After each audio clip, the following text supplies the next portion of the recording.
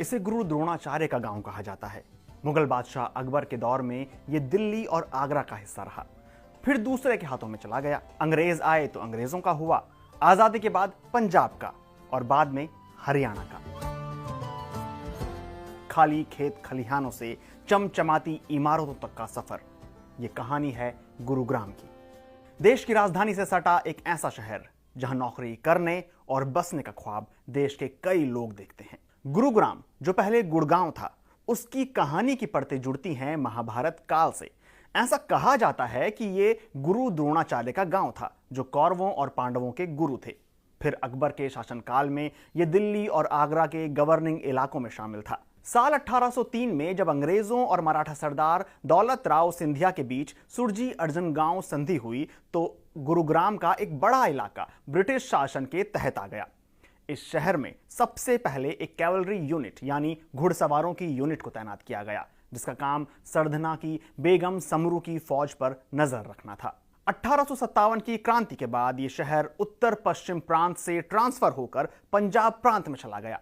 इसके 4 साल बाद यानी 1861 में गुरुग्राम जिस जिले का हिस्सा था, उसे 5 तहसीलों में बांटा गया, जिनके नाम इस तरह थे: गुड़गांव, फिरोजपुर झिरका, नूह, पलवल और रेवाड़ी। आज का जो मॉडर्न शहर हम देखते हैं, वो तब गुड़गांव तहसील के अंदर आया। फिर 1947 में भारत आजाद हुआ और इसके साथ ही गुड़गांव भारत के पंजाब राज्य का हिस्सा बन गया और वो कई सालों तक पंजाब में ही बना रहा, जब तक कि साल 1966 में एक और नया राज्य हरियाणा नहीं बन गया।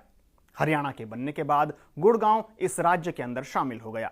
देश की राजधानी दिल्ली से सटे होने की वजह से हरियाणा में इंडस्ट्रीज लगने की शुरुआत होने लगी।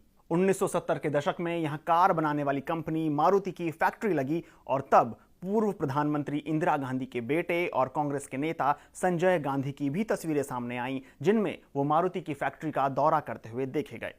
इसके बाद यहां कई दूसरी कंपनियों ने रुख किया और धीरे धीरे खाली खेत खलिहानों वाले गुड़गांव में बड़ी बड़ी इंडस्ट्रियां सेटअप होने लगी। 1990 के दशक में जब मल्टीनेशनल कंपनियों को अपने हजारों कर्मचारियों के लिए अच्छा ऑफिस स्पेस चाहिए था, तब उनके लिए गुड़गांव बेस्ट ऑप्शन बनकर निकला।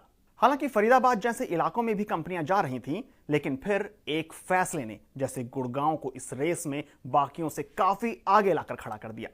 भारत की रियल एस्टेट कंपनी डीएलएफ ने जनरल इलेक्ट्रिक यानी जीई के चीफ एग्जीक्यूटिव जैक वेल्च को गुड़गांव में एक सेटअप तैयार करने के लिए राजी किया। साल 1997 में जीई पहली अमेरिकन कंपनी बनी जिसने भारत में अपना सॉफ्टवेयर का काम आउटसोर्स किया। इसके बाद तो जैसे गुड़गांव की चकाचौंध कई गुना बढ़ गई। यहां एक के बाद एक कई आईटी कंपनियां आने लगी। इसने न सिर्फ देश के कई युवाओं को नौकरियां दी, बल्कि गुड़गांव के वो किसान जो यहां खेती किया करते थे और मानसून पर निर्भर रहते थे, उनकी चांदी कर दी।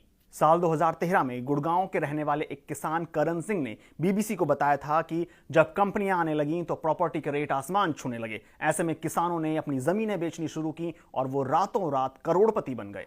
इसके साथ ही गुड़गांव को लोग मिलेनियम सिटी कहने लगे। लेकिन इस मिलेनियम सिटी में सिर्फ सब कुछ अच्छा ही नहीं था, यहां कई मुश्किलें भी खड़ी होने लगी। कंपनियों के सेटअप होने के साथ यहां कई हाउसिंग सोसाइटियां बनी, जिससे यहां की आबादी बढ़ने लगी। इसके साथ ही सैनिटाइजेशन, पावर सप्लाई और पब्लिक ट्रांसपोर्ट की दिक्कतें पेश आने लगी।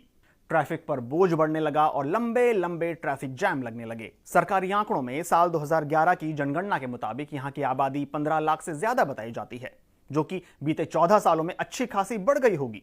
साल 2016 में हरियाणा सरकार ने गुड़गांव का नाम बदलकर गुरुग्राम कर दिया था।